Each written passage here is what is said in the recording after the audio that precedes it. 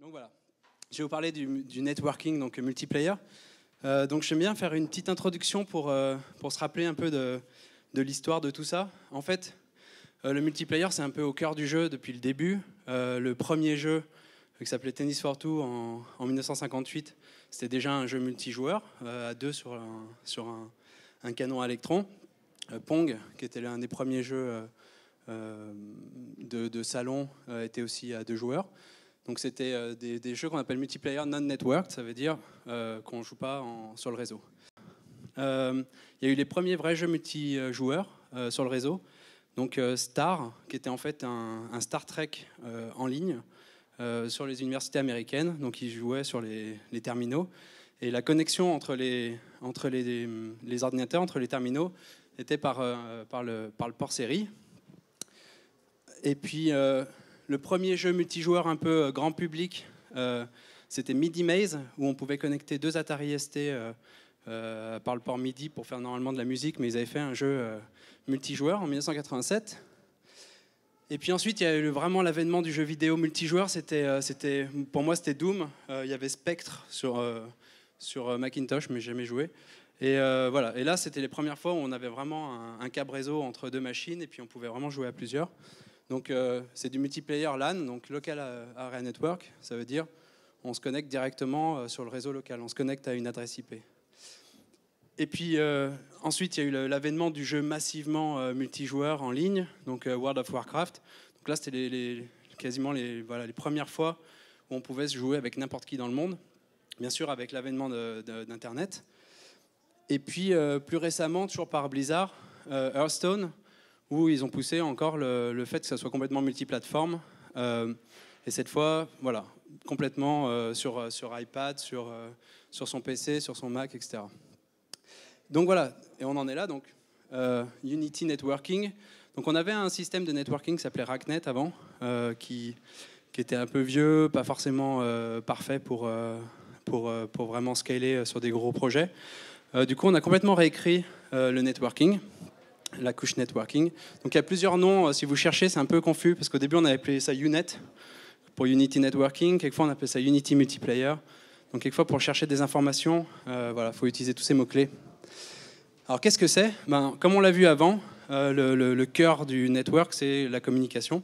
Ça veut dire une couche bas niveau qui va permettre d'envoyer des messages sur le réseau, ce qu'on appelle la Low Level API, LLAPI.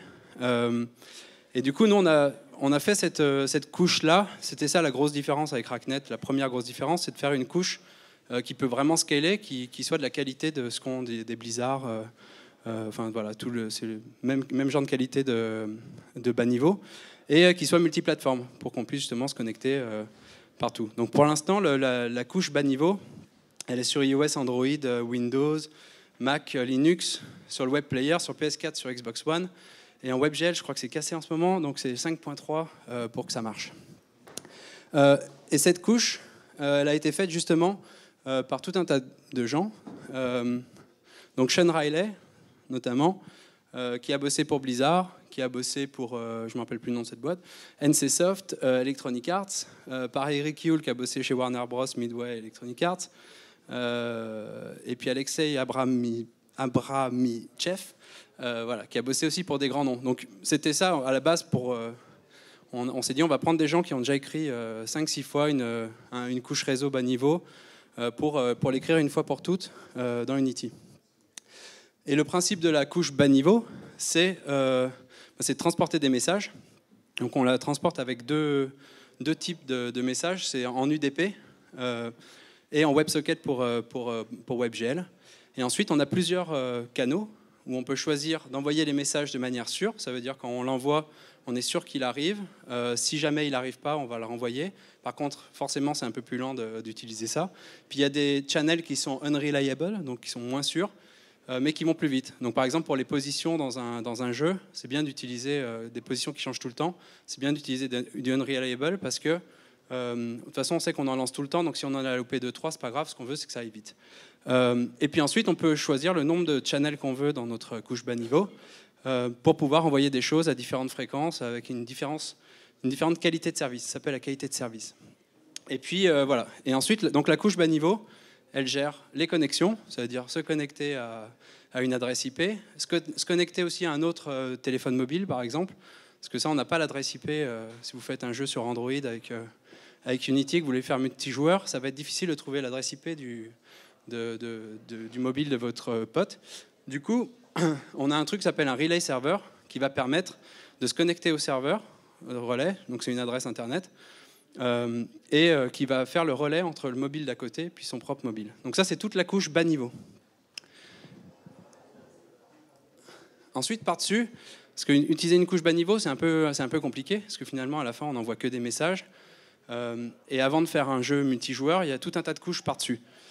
Donc on a fait une couche haut niveau, qui s'appelle High Level API, donc LLAPI, où il y a tout un tas de choses. Donc la première couche bas niveau, elle est là, puis ensuite on a tout ça par-dessus.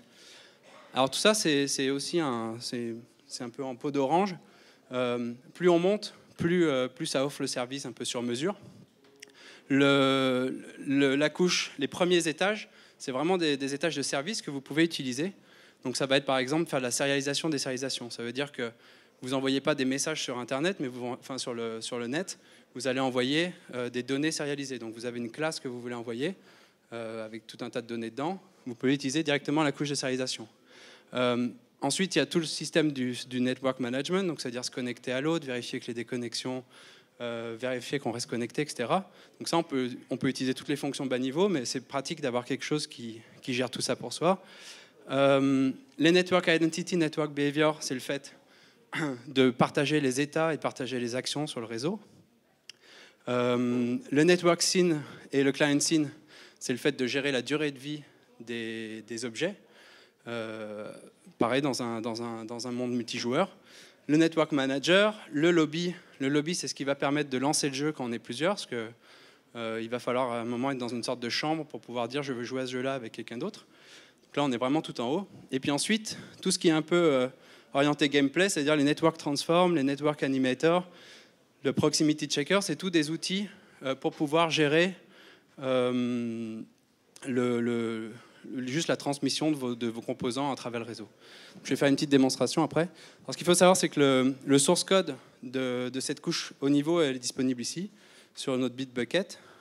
D'ailleurs, regardez là-dessus, sur Bitbucket Unity Technologies, il y a tout un tas de source code de tout un tas de choses. Et voilà. Et dans le networking, il y a toute la couche C# haut niveau. Donc vous pouvez voir comment sont écrits tous les composants haut niveau. Et puis ensuite, voilà, on a un dernier étage, parce que voilà, quand on a fait notre jeu multijoueur, il faut quand même que les gens arrivent à y jouer. Et du coup, on a des services cloud, donc on va pas très bien, mais ce qu'on avait vu tout à l'heure sur Hearthstone, le fait de pouvoir jouer multiplateforme, pouvoir se connecter à n'importe quelle plateforme, il y a besoin d'un serveur relais, dont je parlais tout à l'heure. Et puis de services de matchmaking, ça veut dire la possibilité de créer une chambre pour pouvoir aller jouer à un jeu. Et cette chambre, on y accède depuis son iOS, son Android, etc. Et ça, c'est pareil, c'est des services qui sont intégrés dans l'éditeur. Donc voilà. Donc je vais faire un petit exemple. Du coup, je vais faire un jeu de networking en networking. Alors je vais essayer de le faire à une main. Je ne sais pas si ça va marcher. Donc, peut-être, voilà, j'ai un stand d'humain. Alors, on va partir d'un projet vide. Hop.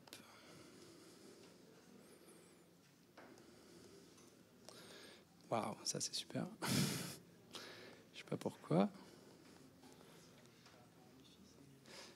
Ouais, peut-être que c'est ça. Attends, je vais me déconnecter au cas où. Ouais, c'est ça. Ok. Alors, on va faire deux petits assets que j'ai très mal fait, qui sont un mec qui cherche du boulot et une nana qui va lui en donner. Et donc on va créer notre personnage au début, notre player. Donc on va gérer les imports. Pardon, on va dire que c'est des sprites. On va juste mettre le pivot en bas. Et puis voilà, ça c'est fait. Donc on va avoir notre petit player qui est ici. On va créer un superbe terrain qui s'appelle un plan. Voilà. On va faire descendre un peu le garçon. Mettre un petit cylindre pour se donner une hauteur. Voilà, pour qu'il fasse à peu près 1 mètre de haut. Voilà. Hop. Voilà. Voilà. On a notre personnage principal, ça c'est fait. Donc là, on a notre personnage principal. Maintenant, on va essayer de le faire. On va faire un petit terrain un peu plus grand quand même. On va créer un petit contrôleur. Voilà. Donc, on va lui faire un petit contrôleur. Donc ça, vous connaissez sûrement déjà. Hop. Voilà. Donc là, pour faire un contrôleur tout simple, on va juste lui dire que quand on appuie à gauche, il va à gauche, et quand on appuie à droite, il va à droite. Donc, hop. Voilà. Get key down. Keycode.write. Elle est où la write arrow? Voilà.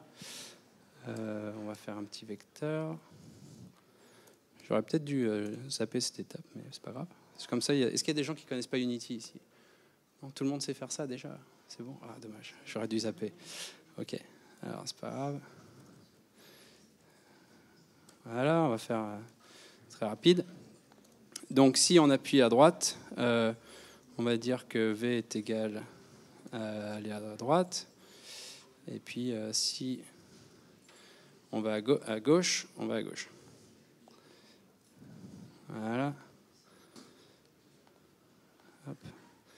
Voilà. Et puis on va dire que la position, on la dépasse de V. Voilà. Est-ce que ça marche, à votre avis? Vous avez vu une typo ou pas, non? On va voir. Donc voilà, quand on se déplace, il se déplace. Ça, c'est cool. Donc voilà, on a notre premier. On va mettre une caméra qui ressemble un peu à quelque chose. Voilà. Hop. Voilà. Donc là, on a une scène. On va l'appeler main. On va la sauver. Donc là, on a un caractère tout simple.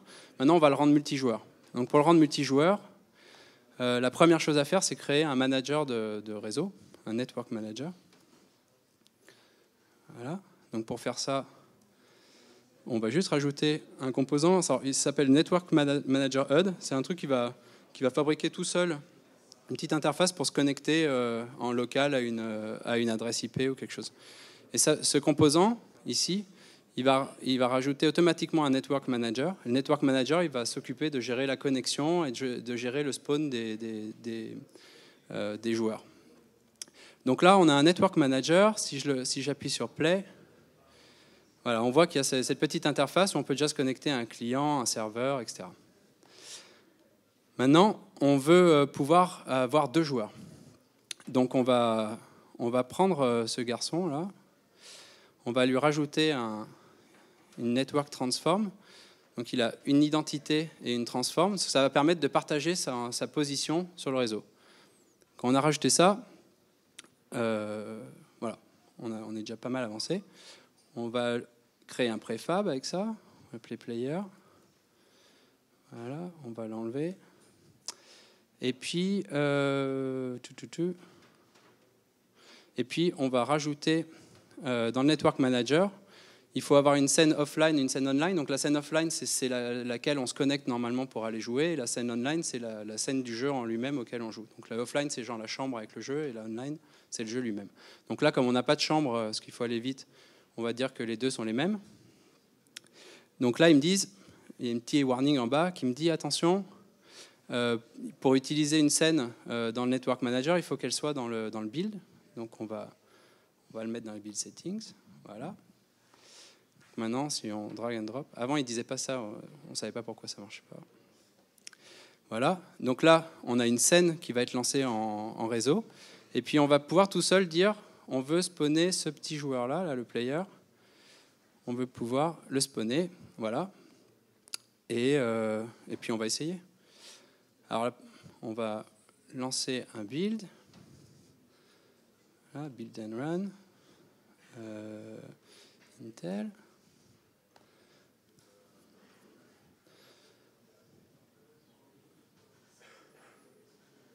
Voilà, donc là on choisit la résolution, on va le faire en fenêtré, tout ça. Voilà, il y a le splash screen. Puis là, j'ai un petit outil qui permet de snapper, qui est sous Windows aussi. Mais voilà. Et donc là, quand on lance, on a deux applications. On peut se connecter au localhost. Donc ça crée automatiquement le personnage qui bouge. Et puis on crée un client. Et là, il y a le deuxième aussi. Donc c'est cool, on est network. Par contre, si là je bouge, il y a un petit problème, c'est que quand j'en bouge un, ça bouge les deux. Et pareil de l'autre côté, et puis ça se synchronise un peu bizarrement. Alors ça vient de quelque chose, je vais vous expliquer pourquoi. La première chose que je vais faire d'abord, c'est que là on a vu, à chaque fois que je lance un build, il faut être à peu près préparé, parce qu'à chaque fois de cliquer sur la résolution qu'on veut, de dire qu'on le veut en Windows, machin, on perd du temps. Donc au début, il faut se préparer juste un tout petit peu. Donc on va dans les player settings. Puis la configuration de base, c'est de dire qu'on ne veut pas que ça soit en full screen par défaut. On veut que ça soit en 640 par 480.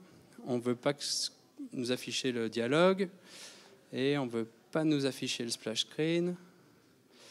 Et puis on veut que ça tourne derrière aussi en même temps, idéalement. Voilà. Donc là, on est un peu préparé, ça ira plus vite. Alors maintenant, le problème, je vais vous faire voir un petit diagramme. Enfin, deux petits schémas. Je vais reprendre ça. Voilà. En fait, le principe, ce qui s'est passé là quand j'ai rajouté le Network Manager, c'est que quand je vais lancer la première application, ça va s'appeler un host. Ça veut dire qu'il y aura à la fois un client et un serveur dedans. Ça veut dire que la première application que j'ai lancée, la petite fenêtre à côté, elle a le serveur et le client en même temps. Ce qui fait que au moment où je la connecte, ça crée un joueur dedans pour ce premier client. Quand je lance le deuxième client et que je me connecte à la première application, comme il y avait un serveur, il dit tiens, je vais fabriquer aussi un client pour toi, donc un joueur pour toi. Donc ce qui se passe, c'est on arrive à ça, alors sans les ennemis encore, mais on va avoir dans le client 1, il va y avoir le player 1 et le player 2. Dans le client 2, le player 1 et le player 2 aussi, parce qu'il faut les voir. Et dans le serveur, il n'y aura qu'un player 1, un player 2 qui se synchronisent à travers le réseau. Normalement, quand je bouge celui-là, ça fait bouger lui, et lui, il va faire bouger celui-là. Le problème qu'il y a avec notre contrôleur, c'est que quand je me suis connecté, quand le client s'est connecté, le serveur, il a dit, bon, je te fabrique un joueur, le player 1. Du coup, j'en fais une version dans le client, je le spawn dans le client, donc c'est le premier qu'on a vu. Puis quand le deuxième jeu s'est connecté, le serveur s'est dit, ah, tu te connectes à moi, donc il faut que je crée un deuxième joueur. D'abord, je vais envoyer une copie, enfin, je vais aller l'instancier, ce joueur-là qui est ici, je vais aller l'instancier ici. Voilà. Ensuite, comme je me suis connecté à un deuxième jeu, je vais fabriquer un joueur pour lui. Je vais fabriquer et je vais le spawner dans les deux jeux. Le problème, c'est que quand je bouge mon contrôle, quand je vais à droite ou à gauche, comme mon script, il dit si tu appuies à droite, tu vas à droite, et comme ce script, il est pour les deux joueurs le même, bah quand j'appuie à droite, les deux vont à droite, et la même chose de l'autre côté. Donc ce qu'on va faire, c'est qu'il va juste falloir dire, non, moi je veux juste bouger le client local, celui que j'ai ici, et quand je bouge, je veux jouer que celui-là. Et le network transform, il va faire son travail pour synchroniser l'autre joueur que je suis en train de bouger. Donc on va le faire.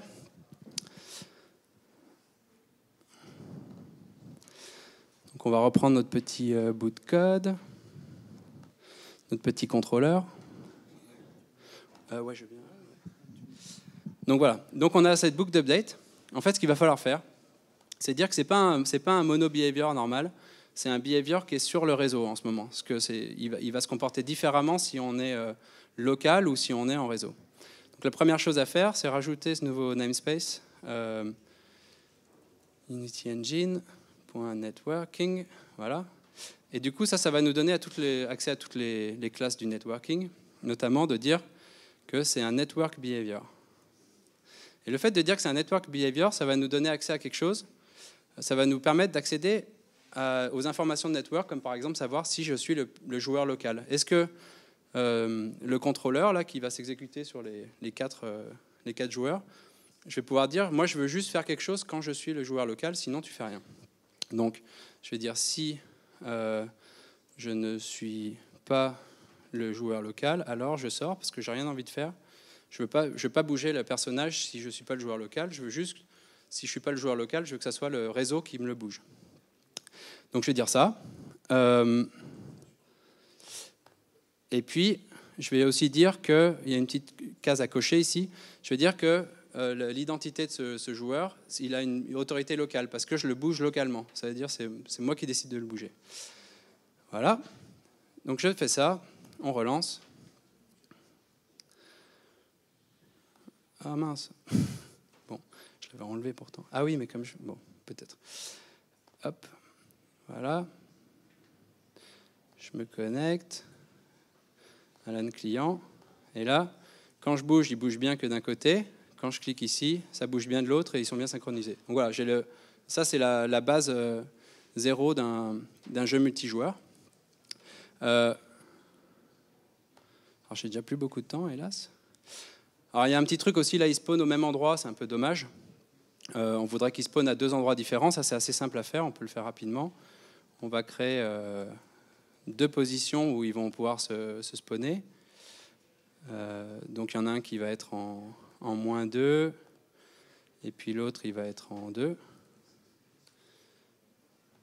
Voilà, hop, on va bien mettre la racine à 0. Et en fait, pour que ces points-là soient pris en compte, c'est-à-dire qu'au moment où le serveur se connecte, il va créer un joueur, on ne lui a pas dit où est-ce qu'il devait se connecter. Donc pour l'instant, il se connecte en 0,0.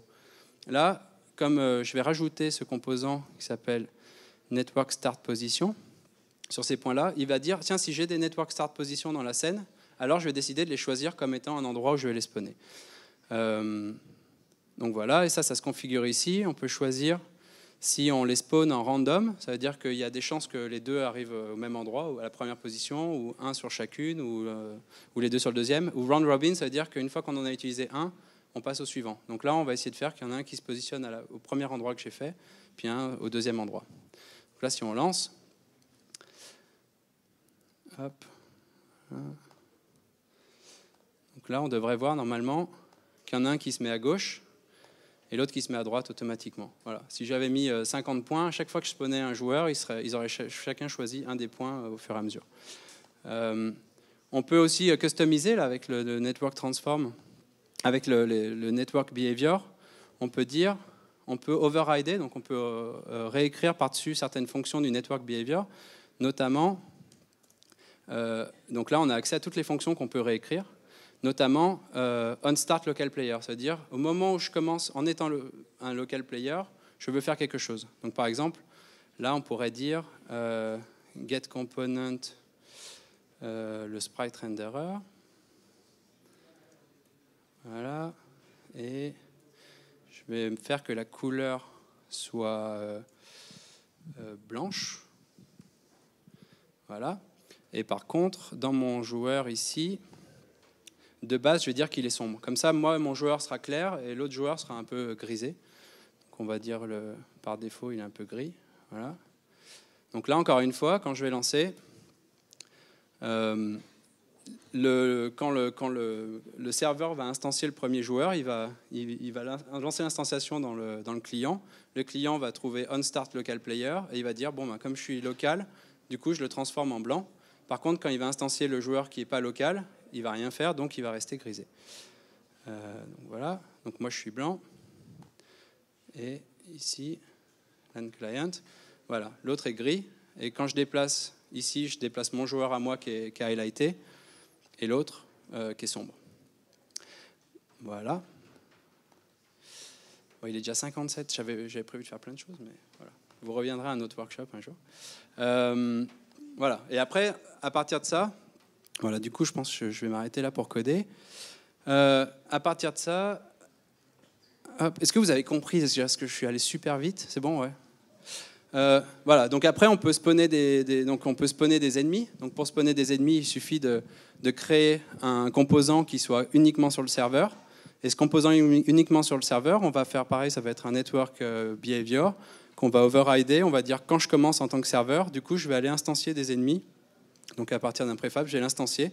Et quand je les instancie sur le serveur, automatiquement, ils se retrouvent instanciés sur tous les clients. On pourrait faire du shoot aussi, où on va pouvoir que quand... c'est dommage parce qu'il lançait un CV. Voilà, mais bon, tant pis. Voilà, quand on shoot, par exemple, on va faire la même chose. On va décider, quand on appuie sur un bouton, d'instancier des balles ou des CV. Et là, ce qu'on va faire, c'est qu'on va dire... parce qu'il faut que les CV qu'on lance, ils se retrouvent sur tous les clients. Donc ce qu'on va faire, c'est qu'on va utiliser quelque chose qui s'appelle une commande. C'est-à-dire qu'on va envoyer une commande au serveur et lui dire « Est-ce que tu pourrais instancier des CV pour moi ?» Comme ça, une fois que lui les aura instanciés, ils se retrouveront sur tous les clients. Donc c'est comme ça, on a toute une sandbox.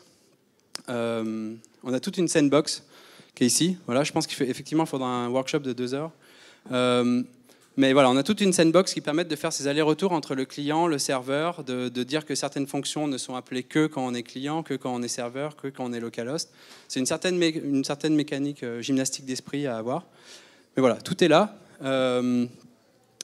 Tout est là. Voilà, il y a tout un tas de services aussi pour que ça fonctionne bien. Par exemple, souvent dans les jeux, dans les MMO ou même dans les FPS en ligne, il y a souvent des gens qui trichent ou ils téléportent leurs joueurs pour que ça aille plus vite ou qui font exprès de faire semblant de faire laguer leur client pour pouvoir avoir le temps de shooter celui qui est en face. Donc on a des fonctions comme ça qui vont permettre de valider dans le serveur qu'il n'y a pas eu de téléportation. Voilà. Alors on ne fait pas tout. On disait on a couche bas niveau, couche haut niveau, les services. Actuellement, on n'a pas tout un tas de choses qu'ont les grands jeux MMO, notamment les Counter-Strike, etc.